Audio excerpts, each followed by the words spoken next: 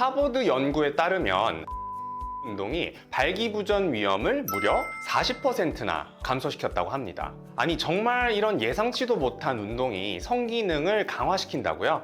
안녕하세요, 닥터인사이드입니다. 오늘은 많은 남성분들이 궁금해하시는 주제, 어떤 운동으로 성기능을 강화할 수 있을까에 대해서 여러 입증된 논문 그리고 임상 경험을 기반으로 이야기해 보도록 하겠습니다. 혹시 성기능에 문제가 생기면 약물부터 찾으시진 않으셨나요? 하지만 놀랍게도 이런 논문으로 입증된 운동만 잘해도 자연스럽고 건강하게 성기능을 높일 수 있다라고 하니까 한번 차근차근 알아보도록 하겠습니다.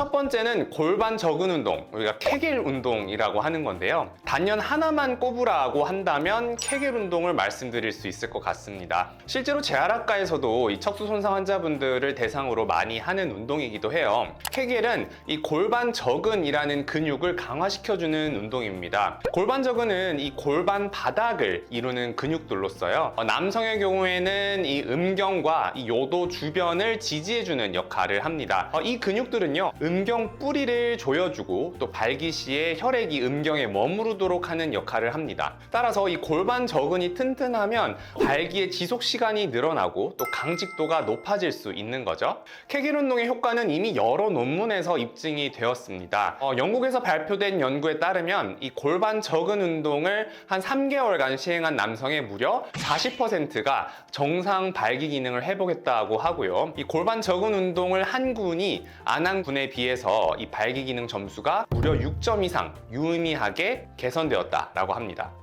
그럼 운동 방법에 대해서 한번 알아보겠습니다. 첫 번째는 이 근육을 찾아야 됩니다. 가장 좋은 방법은요, 여러분 소변을 보다가 한번 참았던 기억이 있으신가요? 이 소변을 보다가 중간에 참아보면요, 이 골반 적은이 어디 있는지를 확실하게 알 수가 있습니다. 일단 골반 적은이 어디 있는지를 파악했다면 앞으로 케겔 운동을 할 때도 해당 근육을 중점적으로 힘을 주도록 노력하셔야 됩니다. 두 번째로 운동 방법인데요. 일단 자세는 서서 하든 앉아서 하든 누워서 하든 크게 상관없습니다. 다만 이 운동을 꼭 시간을 내서 해야 되겠다라고 생각하면 오히려 포기를 해버리는 경우가 많기 때문에 이 생활 속에서 될 때마다 어떤 자세든 상관없이 하시는 것을 추천드립니다. 이 골반 적은 운동은요, 5초간 그 근육을 수축시킨 다음에 5초간 이완시키는, 이게 한 번이고요. 총 한 세트에 10번, 총 3세트를 반복해 보세요. 만약에 가능하다라고 하면 점진적으로 한 번에 수축할 수 있는 시간을 5초에서 10초까지도 늘려봅니다. 그리고 횟수 자체도 여유가 있으시다면 점점 늘려서 50회까지도 한번 늘려보세요.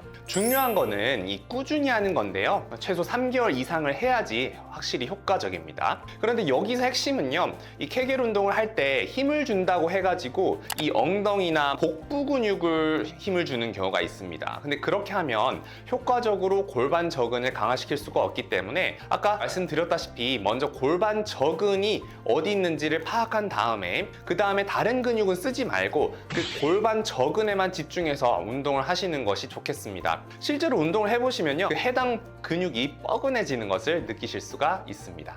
두 번째는 빠르게 걷기입니다. 약간 의외죠? 이 빠르게 걷기가 성기능을 강화시킨다고? 그런데 실제로 그렇습니다. 약간 숨찰 정도로 빠르게 걷는 거는 이 심혈관 기능을 개선을 시켜서 체내에 있는 산화질소의 생성을 증가시킵니다. 이 산화질소는 이 음경으로 가는 혈관을 확장시켜서 혈류량을 증가시키고 또 발기력을 강화시키는 데 도움을 줍니다. 빠르게 걷기 역시 여러 논문에서 입증이 되었는데요. 한 논문에서는 매일 한 30분씩 빠르게 걷기 운동을 3개월 정도 꾸준히 했더니 발기 기능 점수가 한 4에서 5점 정도 유의미하게 상승했다고 하고요. 또 하버드 연구에 따르면 하루 30분 걷기가 발기부전의 위험도를 무려 40%나 감소시켰습니다. 운동 방법은 단순히 걷는 게 아니라 빠르게 걷기인데요. 얼마나 빠르게 걸어야 되느냐, 크게 두 가지 정도로 체크해 볼 수 있을 것 같습니다. 첫 번째는 내 주관적인 상태입니다.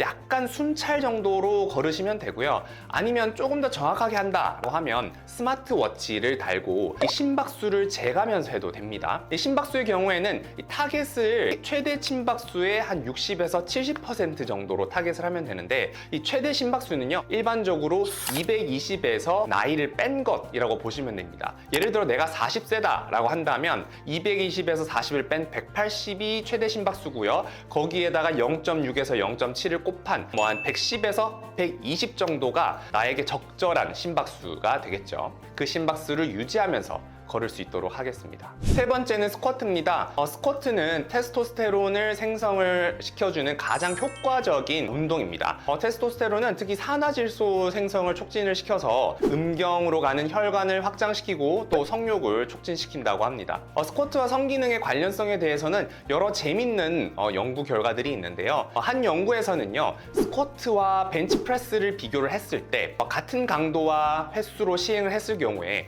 스쿼트 같은 경우에는 운동 직후부터 45분까지 테스토스테론이 유의미하게 증가했지만 이 벤치프레스의 경우에는 변화가 없었다고 해요. 또 다른 논문에서는 이 스쿼트 중에서도 이 스미스 머신 같이 머신을 이용한 스쿼트보다는 기계를 이용하지 않고 자유중량을 이용한 스쿼트가 테스토스테론 반응이 더 좋았다고 하고요. 그 이유는 이 자유중량 스쿼트가 안정화를 담당하는 근육을 추가로 활용하기 때문입니다.